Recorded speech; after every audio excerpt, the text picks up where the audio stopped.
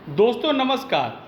अखिलेश यादव और कांग्रेस पार्टी जिस तरीके की राजनीति कर रहे हैं इनकाउंटर के मामले पर, वो बतलाता है कि विपक्ष की नाकामी और सरकार को घेरने के लिए उचित मुद्दा, उचित प्लेटफॉर्म नहीं है।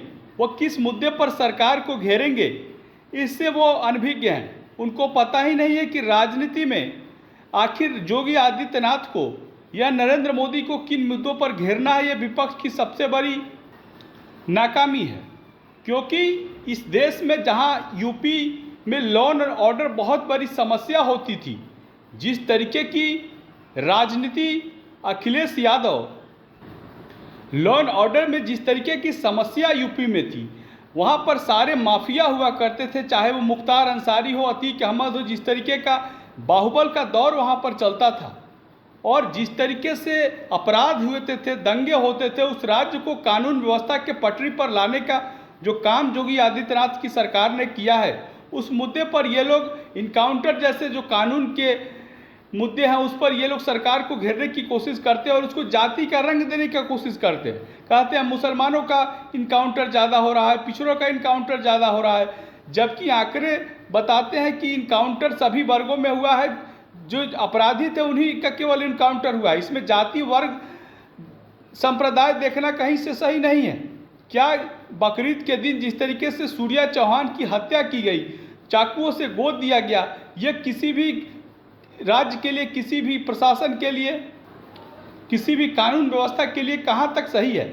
इन मुद्दे पर अगर योगी आदित्यनाथ सरकार या पुलिस, इनकाउंटर का जहाँ तक सवाल है तो इनकाउंटर तभी होता है जब उधर से अपराधी की गोली आती है।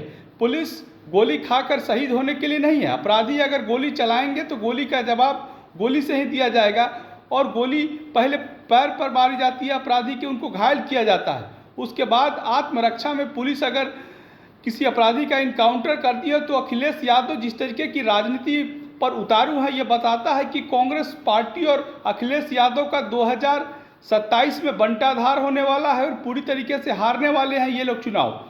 और याद कीजिए अखिलेश यादव का शासन, जिसमें माफिया और अपराधी जिस तरीके से घूमा करते थे बड़ी बड़ी गाड़ियों में।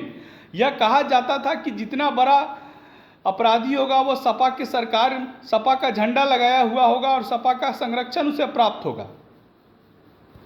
इस तरीके की राजनीति करने वालों के लिए योगी आदित्यनाथ ने एक मॉडल पेश किया है और ये बतलाता है कि यूपी में अब कानून का राज है। यूपी में कोई भी गुंडागर्दी नहीं कर सकता है। वहाँ के अपराधी या तो यूपी छोड़ करके जा चुके हैं या दूसरे राज्यों में शरण लेने के लिए विवश है। यही मुख्तार अंसारी का वो दौर था। वो पंजाब जेल में शिफ्ट हो गए थे और पंजाब से यूपी में वापस आना नहीं चाहते थे।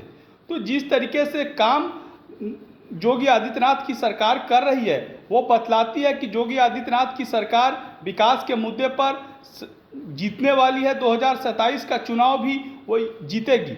और जिस तरीके से मुलायम सिंह यादव स्वर्गीय जो अब मरहूम हो गए हैं, उन्होंने कहा था कि मैंने 20 हिंदुओं को गोली चलवाई कर उनकी हत्या करवा दी, अगर जरूरत पड़ता तो 40 लोगों की भी हत्या हम करवा सकते थे राम मंदिर के लिए। जिस तरीके से यह सरकार हिंदू विरोधी काम करती थी और हिंदुत्व को गाली देने का काम करती थी, वो बतलाती है कि यह सरकार अब पूरी तरीके से